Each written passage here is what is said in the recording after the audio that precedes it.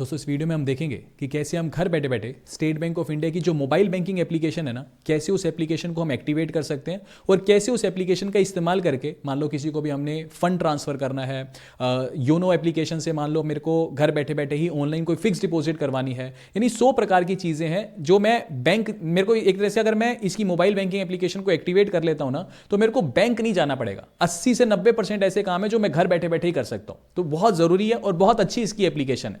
अब एक बार फटाफट देखते हैं स्टेप बाय स्टेप कि कैसे इसकी एप्लीकेशन को हम एक्टिवेट कर सकते हैं। देखो सबसे पहले तो इसकी एप्लीकेशन को एक्टिवेट करने के लिए ये जो YONO SBI banking and lifestyle, इस एप्लीकेशन को जो है आपको इंस्टॉल करना है। अच्छा, एक चीज और बता दूं, मान लो जब भी हम स्टेट बैंक ऑफ इंडिया में सेविंग्स अकाउंट खोलते हैं ना, तो हमारे कुछ एक स्टेप्स होते हैं। पहला स्टेप क्या करना है, मान लो सेविंग अकाउंट खुल गया, सबसे पहले तो जो आपको वेलकम किट मिलेगी उसके अंदर आपको स्टेट बैंक ऑफ इंडिया का एटीएम कार्ड मिलेगा।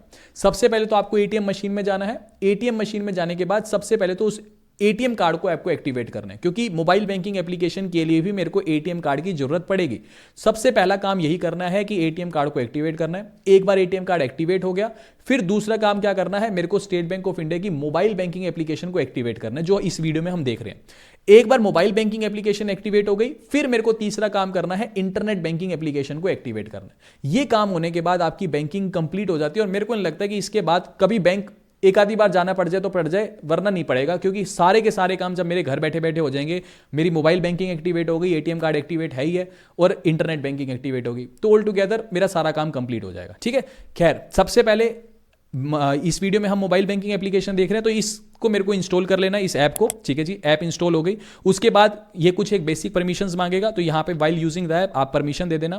फिर आप इसके मेन पेज पर पहुंच जाओगे। सबसे पहले आपको यहाँ पर रजिस्टर नाउ के ऑप्शन पर क्लिक करना है, क्योंकि हम यहाँ पे जो है अपनी मोबाइल बैंकिंग एप्लीकेशन को रजिस्टर कर रहे हैं। अच्छा जी, फिर सिम पूछ रहा है। जैसे मेरे फोन में 2 सिम है, तो जो भी मोबाइल नंबर आपका एसबीआई के वक्त जब आपने अकाउंट खोला था, तो जो आपका मोबाइल नंबर बैंक में रजिस्टर आपने करवाया है, बैंक में दे रखा है, वो मोबाइल नंबर जो है आपको यहां पर एंटर करना है। ठीक है, तो मतलब वो सिम सेलेक्ट कर लेनी है।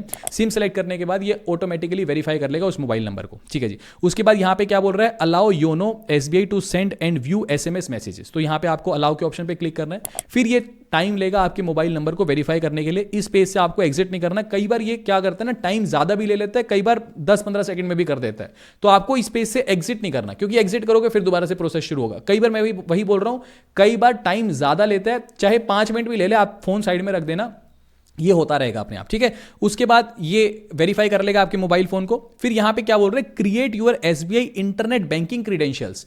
अब यहां पे एक्टिवेट हम मोबाइल बैंकिंग को कर रहे हैं, लेकिन साथ साथ हमारा ये इंटरनेट बैंकिंग के जो क्रीडेंशियल्स है ना, यूजर नेम वगैरह, वो भी यहीं पे ही क्रिएट करवा देगा। तो मेरे को बार बार इंटरनेट बैंकिंग अलग से एक्टिवेट नहीं करनी पड़ेगी, मोबाइल बैंकिंग के साथ ही मेरी इंटरनेट बैंकिंग भी हाथ की हाथ एक्टिवेट हो जाएगी। ठीक है जी, कोई बात नहीं, नीचे हम प्रोसीड के ऑप्शन पर क्लिक कर देंगे। उसके बाद अगले पेज पे ये क्या बोल रहा है, ये बोल रहा है कि कंसेंट है। ठीक है जी, डियर कस्टमर, ये सारी की सारी डिटेल लिखिए, आपको कुछ नहीं करना, सिंपली नीचे यस आई एग्री के ऑप्शन पर क्लिक करना है। उसके बाद अगले पेज पे ये बोल रहा है register for YONO with my ATM card, और दूसरा बोल रहा है रजिस्टर विद अकाउंट डिटेल्स। तो पहले वाला जो ऑप्शन है ना, विद एटीएम कार्ड वाला, ये ज्यादा बेटर रहता है, तो मैं यहां पे पहला ऑप्शन सेलेक्ट कर लेता हूं। यहां पे मेरे को फिर मेरे एटीएम कार्ड का नंबर वगैरह चाहिए होगा। ठीक है, तो कोई बात नहीं, हमने पहला ऑप्शन सेलेक्ट कर लिया। उसके बाद अगले पेज पे बोल रहा है कि आप अपनी अकाउंट डिटेल्स एंटर कर दो, जिसमें सबसे पहले ये मेरे से क्या पूछ रहा है कि जी आप अपना अकाउंट नंबर एंटर करो। फिर बोल रहा है कि आप अपनी डेट ऑफ बर्थ एंटर करो, और यहां पे नीचे रेफरेंस है, इसको आप छोड़ दो। उसके बाद सिंपली नीचे आपको नेक्स्ट के ऑप्शन पर क्लिक करना है। अकाउंट नंबर आपके पास पासबुक होगी, या फिर जब आपने अकाउंट खोला होगा तो एसबीआई का अकाउंट नंबर आपके पास होगा, तो सिंपली वो एंटर करना है, डेट ऑफ बर्थ एंटर करना है, नीचे नेक्स्ट पे क्लिक करना है। उसके बाद आपके मोबाइल फोन पर वेरिफिकेशन के लिए एक ओटीपी भेजा जाएगा, वो ओटीपी एंटर करना है, नीचे नेक्स्ट पे क्लिक करना है। फिर उसके बाद अगले पेज पे बोल रहा है रिव्यू यूजर डिटेल्स। अब ये आपसे परमिशन मांग रहा है 3 चीजें।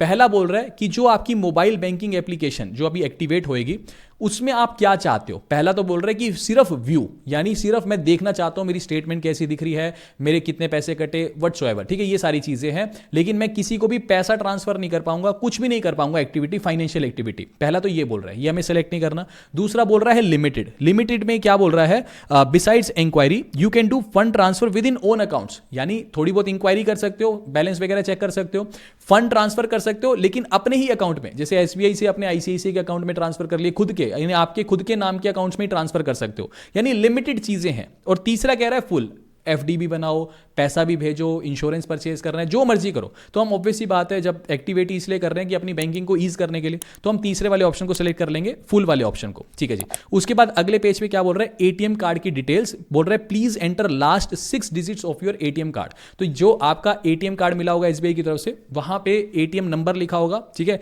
जो 16 अंकों का एटीएम नंबर होता है ना, उसके आखिरी के 6 अंक आपको उठाने और यहां पे आपको एंटर करने हैं। उसके बाद नीचे आपको नेक्स्ट के ऑप्शन पे क्लिक करना है। फिर ये बोल रहे हैं एटीएम का पिन, जब मैंने आपको वही चीज स्टार्टिंग में बोली थी, अकाउंट खुल गया, पहला काम एटीएम का पिन सेट करना है। अब यहीं पे मांग रहे हैं ना एटीएम का पिन, जो आपने 4 अंकों का पिन सेट किया वो पिन एंटर करना है, नीचे सबमिट पे क्लिक करना है। फिर अगले पेज पे बोल रहे हैं सेट इंटरनेट बैंकिंग डिटेल्स, यानी अब हाथ की हाथ अपनी इंटरनेट बैंकिंग को भी एक्टिवेट कर लो, ऐसा ही बोल रहे हैं। तो सबसे पहले बोल रहे हैं यूजर नेम। यूजर नेम आप कुछ भी बना सकते हो, जैसे उदाहरण के तौर पे जस्ट फॉर एग्जांपल है, मान लो किसी का नाम राहुल शर्मा है। ठीक है जी, तो वो यूजर नेम कैसे बना सकता है, देखो नीचे इसने लिखा भी हुआ है, ये रहा, your YONO internet banking user name should have minimum 3 characters, कम से कम 3 कैरेक्टर्स होने चाहिए, मैक्सिमम 20 कैरेक्टर्स का होना चाहिए, विदाउट स्पेस बिटवीन, कोई बीच में स्पेस नहीं होना चाहिए। अच्छा, फिर नीचे क्या बोल रहा है, consist of only capital and small letters and numbers. अब मान लो कैपिटल लेटर होने चाहिए, स्मॉल लेटर होने चाहिए और नंबर्स होने चाहिए। मान लो किसी का नाम है राहुल शर्मा, तो वो अपना यूजर नेम क्या रख सकता है, राहुल। ठीक है, अब आर बड़ा रख ले, बाकी चीजें छोटी रख ले, फिर साथ में कुछ नंबर्स भी होने चाहिए, 1 2 3 4 5 6 कुछ भी रख सकता है। ठीक है, तो ऐसा कुछ भी आपका जो भी नाम है उसके साथ नंबर्स होने चाहिए। ठीक है, नीचे पासवर्ड, पासवर्ड के लिए भी इसने डिटेल बोली है कैसा होना चाहिए, बोल रहा है कि 8 से लेके 20 कैरेक्टर्स के बीच में होना चाहिए। अच्छा, उसमें बोल रहा है कि should be a combination of letter, digits and special characters, यानी अब राहुल शर्मा है तो पासवर्ड रख सकता है राहुल, आर बड़ा, एक कैपिटल रख लो, बाकी स्मॉल में रख लो। फिर स्पेशल कैरेक्टर भी होना चाहिए, जैसे @ एक्सक्लामेटरी, कुछ भी।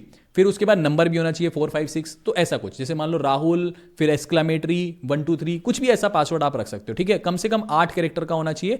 ठीक है, यहां पे लिखा हुआ है, और मैक्सिमम जो है 20 कैरेक्टर का होना चाहिए। तो यही जो पासवर्ड आप सेट करोगे वही री एंटर कर लेना, तो आपका यूजर नेम और पासवर्ड जनरेट हो जाएगा, तो आप सीधा इंटरनेट बैंकिंग में भी लॉग इन कर सकते हैं। ठीक है, तो काफी सिंपल प्रोसेस है। अच्छा जी, उसके बाद अगले पेज पे ये बोलेगा कि सक्सेसफुली आपका जो है प्रोसेस कंप्लीट हो चुका है, ये वाला।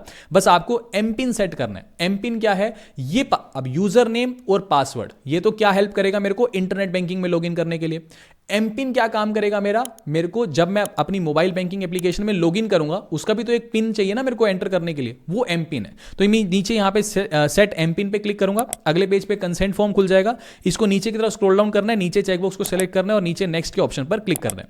अच्छा, उसके बाद यहां पे बोल रहा है कि सेट न्यू एम पिन, तो कोई भी आप यहां पे 6 अंकों का पासवर्ड सेलेक्ट कर सकते हो, कोई भी जनरेट कर लेना, नीचे री एंटर करना है, उसके बाद सबसे नीचे नेक्स्ट पे क्लिक करना है। ये जो 6 अंकों का पिन आपने जनरेट किया ना, जब भी आप अपनी एसबीआई योनो में लॉगिन करोगे ना, यही आपका जो है पासवर्ड की तरह काम करेगा। ठीक है जी, उसके बाद आपके अगले पेज पे मोबाइल फोन पर वेरिफिकेशन के लिए ओटीपी आएगा, वो ओटीपी एंटर करना है, नीचे यहाँ पे नेक्स्ट के ऑप्शन पे क्लिक करना है। उसके बाद अगले पेज पे आ जाएगा कि congratulations you have successfully registered. Okay जी, ठीक है। उसके बाद आपको इस एप्लीकेशन पे दोबारा आ जाना है और यहाँ पे लॉगिन करने के लिए आपसे एम पिन पूछ रहा है, तो जो अभी हमने एम पिन सेट किया था वही एम पिन एंटर करना है। उसके बाद हम अपने मेन पेज पे पहुंच जाएंगे। अब यहाँ पे आपको अकाउंट्स देखने हैं, डिपॉजिट देखनी है कि कोई एफडी करानी है वो कर सकते हो, लोन चाहिए, इन्वेस्टमेंट जैसे कि म्यूचुअल फंड में इन्वेस्ट करना है, इंश्योरेंस वगैरह कुछ चाहिए, कार्ड चाहिए, मान लो कोई क्रेडिट कार्ड जैसे एसबीआई कैशबैक वगैरह कुछ भी अगर कोई कार्ड चाहिए अप्लाई करने के लिए तो वो आप देख सकते हो। तो ये पूरा का पूरा आसान सा प्रोसेस था। ठीक है, उम्मीद करता हूं आपको ये वीडियो इन्फॉर्मेटिव लगी होगी। अगर आपको वीडियो इन्फॉर्मेटिव लगी है तो प्लीज वीडियो को लाइक और चैनल को सब्सक्राइब जरूर करना। मिलते हैं आपसे अगली वीडियो में। अभी के लिए this is the end of the video. Thanks for listening and thank you all.